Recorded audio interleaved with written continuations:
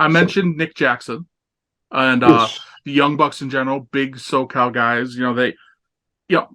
I often say, and I know because other people say it, so I'm parroting them, of course.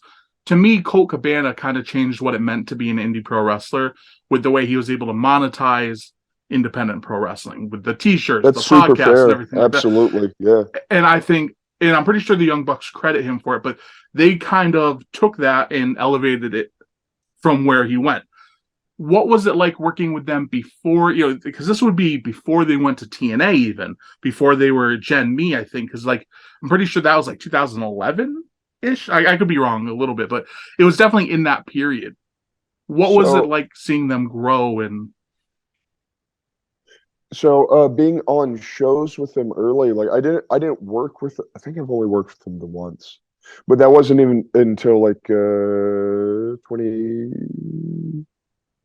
20 teens, somewhere in that. But being on shows with them and watching them grow was neat because it was good to, at least for me, it was good to see someone local like make it. And I made like even if it was TNA, and then you find out later that maybe it wasn't as good as all it was cracked up to be. But that's also about the time I feel Gorilla was starting to catch fire, and they were the point of the spear on that. One could argue as well. yeah, Like when Gorilla started getting as hot as it did. And once again, real hot take here, but I believe the Bucks had also had something to do with that. very effective in the growth of Pro Wrestling Gorilla.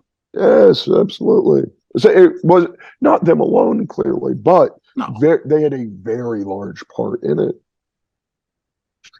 it's interesting you brought up seeing people, go on to be successful because I don't know the Oklahoma scene. So please correct me if I'm wrong. I'm guessing there wasn't a lot of local guys who went on to take off during your time there. There could have been some, I'm sure, but I'm guessing it wasn't a plethora at the very least. Brent Albright. Okay. Gunner So Scott. yeah. Thank you. I couldn't remember the other name. I'm Uh, embarrassed that I could, to be honest with you, but uh, but Brent, uh, uh, uh, so many weird locker room stories. Not with not not with him. Just his name spun reminded me of a thing. Anyway, sorry. Brent was the one I think that got. I say that got out, but like that went out and got a real job. And there were a few of the other guys that like would go on. One of my buddies uh, wrestled as Angel Williams toward the end. He was the Dark Angel for a long time. Like I think, did a couple tours of Japan. My buddy Michael Faith that I had mentioned before, he had done a tour or two of Japan. But like for the most part, at least while I was there before I moved, it was Brent. Brent was the one.